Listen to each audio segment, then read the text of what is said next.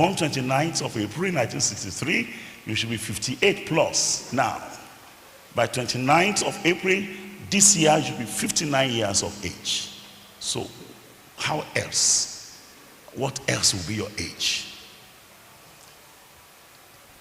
When God spoke to a man like Jeremiah and said, before I formed thee in the belly, I knew you. You don't know what is abstract. You don't know what does not exist. You see, I knew you. You weren't a rumor. You were real. And before you came out of your mother, I anointed you, ordained you a prophet unto the nation. That tells me that Jeremiah started to exist not when he was born. He had been before he was conceived. So how do I calculate my age?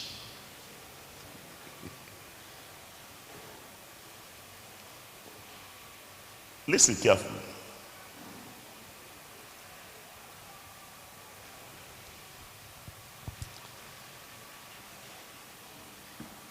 The challenge in my heart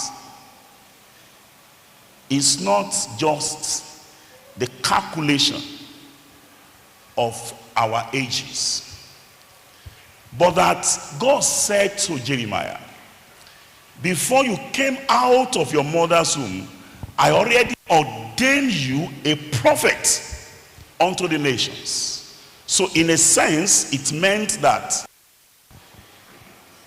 if Jeremiah was going to live well, his life when he was born should be a continuation of his life before he was conceived.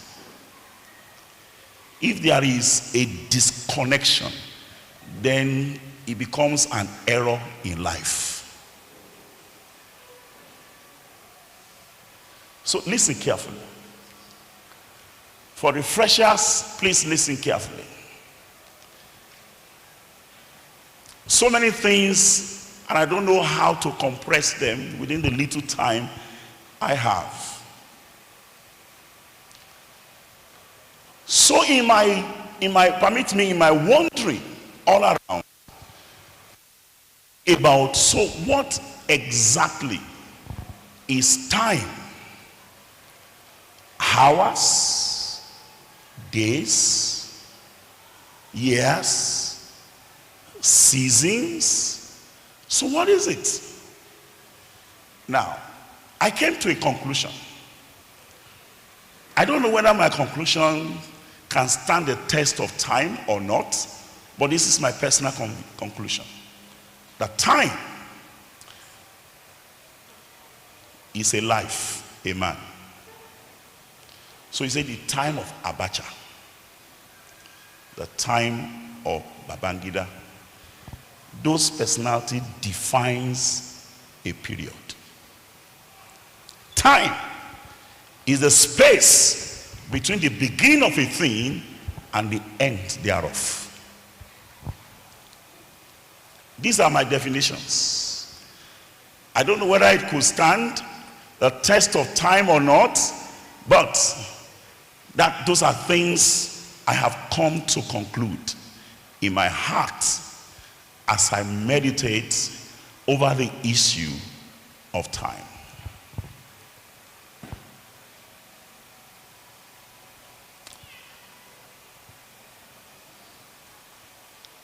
I have not seen anybody who is not a time. The word appointed, point. There is a time that points to something.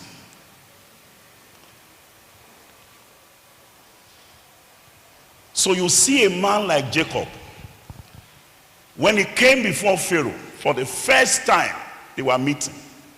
Pharaoh had met his son, they've interacted. That man was in charge of the economy of Egypt, and he was such a very awesome young man. And I'm sure that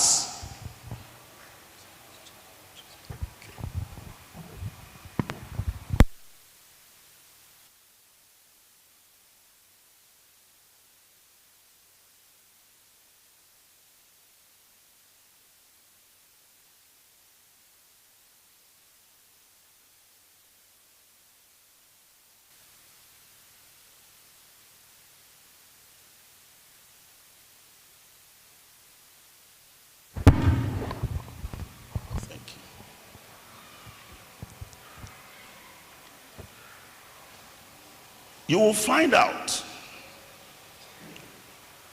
a man like Jacob, when Pharaoh met him for the first time, I was thinking that what Pharaoh will say is, "How are you, sir?" or "Welcome, sir." But no, the way Pharaoh greeted Jacob was very funny. He said, "How old are you?" How do you meet a man for the first time? And the way to greet him is, "How old are you?" That's not how to greet a man. And Jacob understood the import of that question, started a story.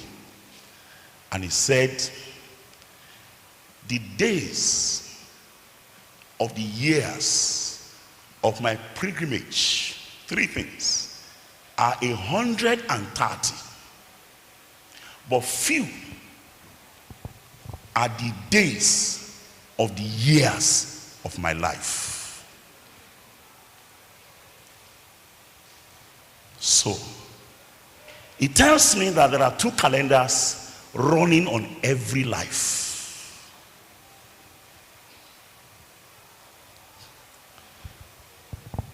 I just told you that the word "appointed" for me, it is something that points to something. A time that points at something, and not a time that points at nothing. So if you agree with my definition that time is life, then I'm saying that appointed time is a life that points at something. So when Jacob said, "The days of the years of my pilgrimage are 130, but the days of the years of my life are few." So I felt I should sit to look at that. I'm coming back to Habakkuk. We're going to read it shortly. But I felt I should make these opening sentences first to prepare your heart for what we are going to discuss.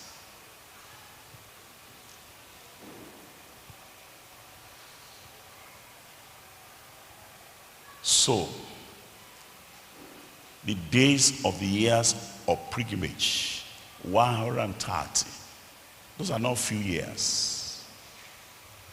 But the days of the years of life, said they are few.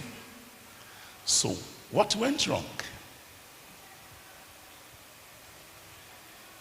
You might have noticed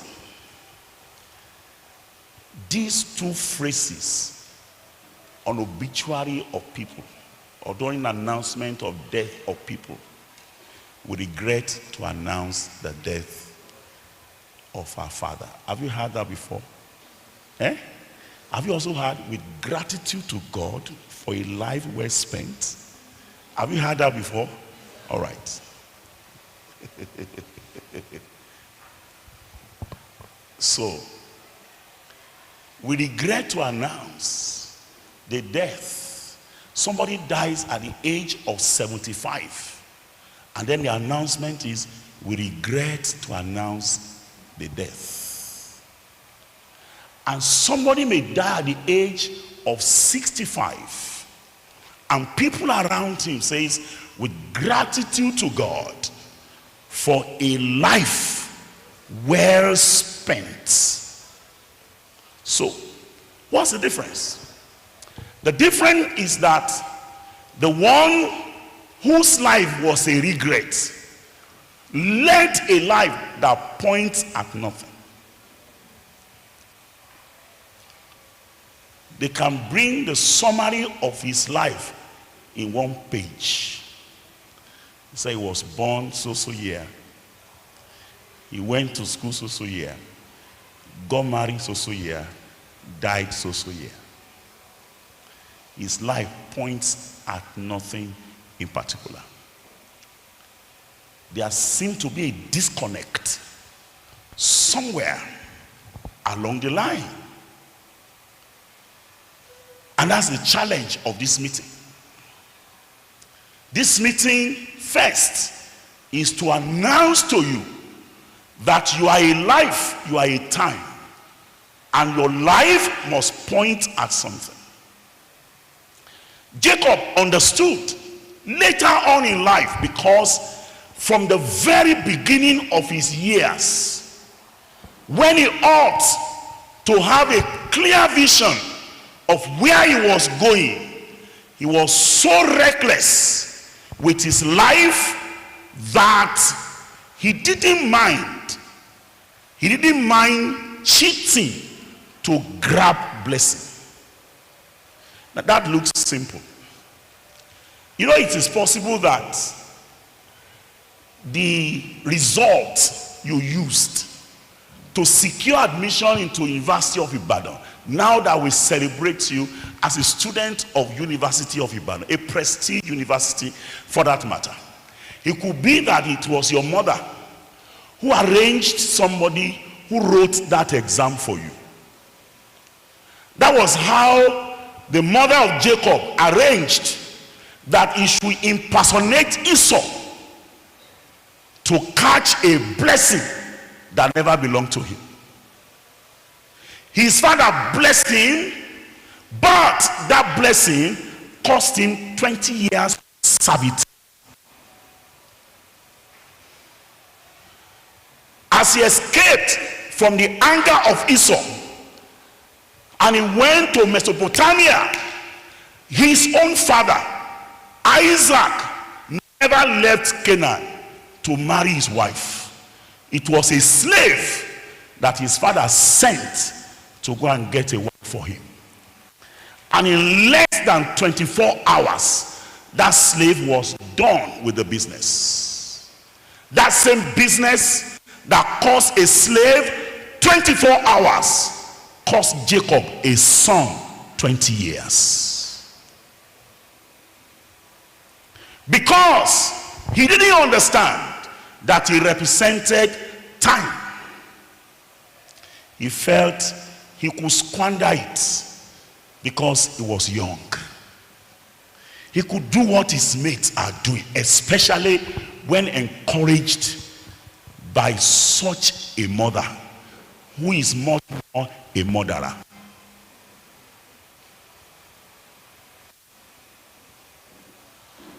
Now, I've not read Habakkuk yet. I'm going to read it.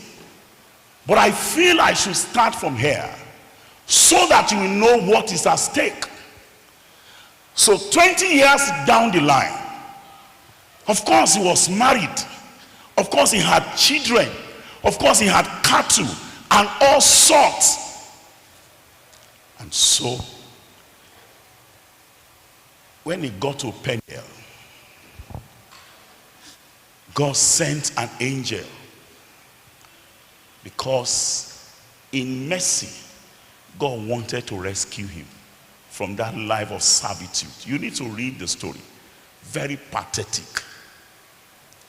That Laban caught up with him, and Laban said, these daughters are my daughters, their children are my children, these cattle are mine.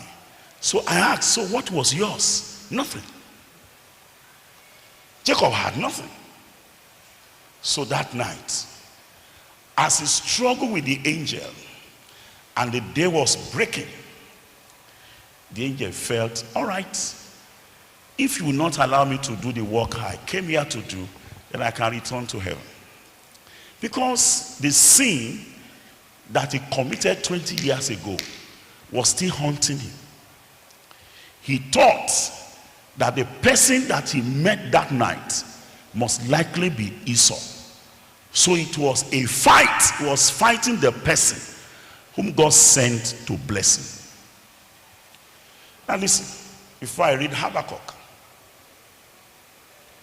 I realized that Jacob began to suspect that that man was not an ordinary man, especially when the man said, "Let me go," and possibly that voice betrayed the man not to be Esau.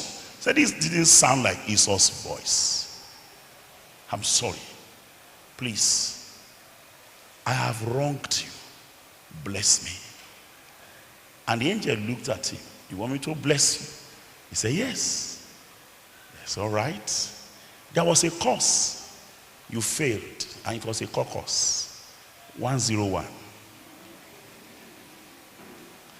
He said, "What's that course?" 20 years ago, your father asked you, "What is your name?" And you say you are Esau. Can we repeat that exam now? Because your blessing cannot come.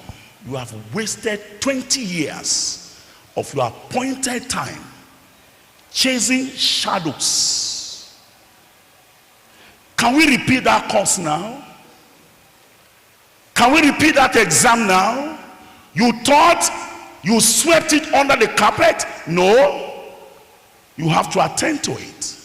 For the first time in 20 years, Jacob looked at himself and he said, "Yes, I said to my father my name was Esau, but actually my name is Jacob. I'm a cheat. I'm a supplanter.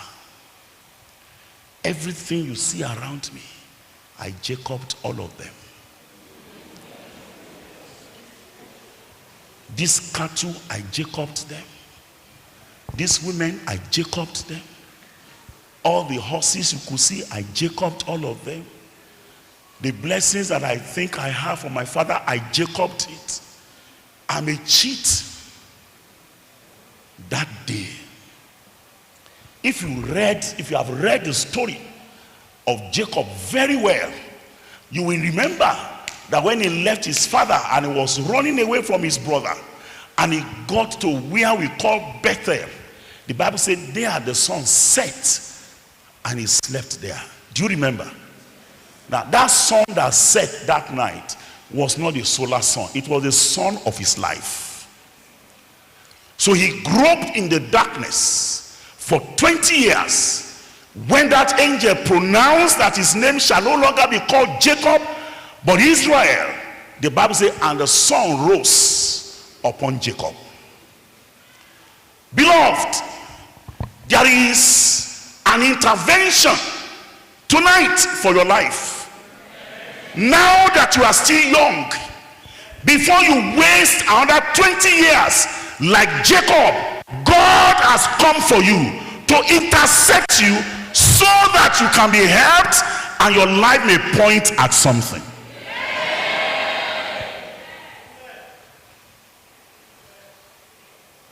Am I making sense to you at all? For me, it's a critical moment.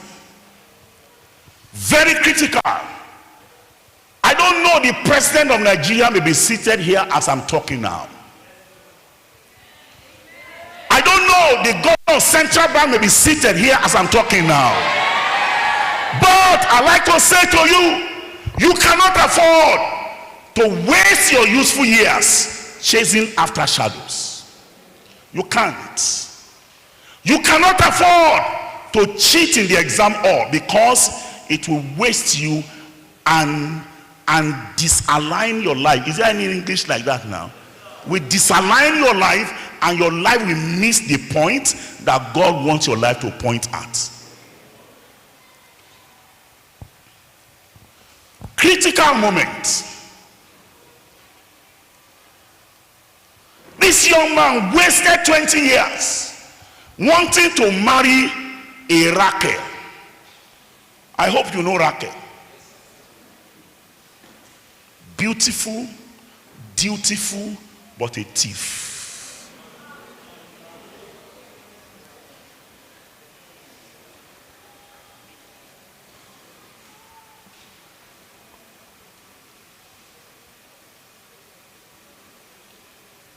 It was a big challenge.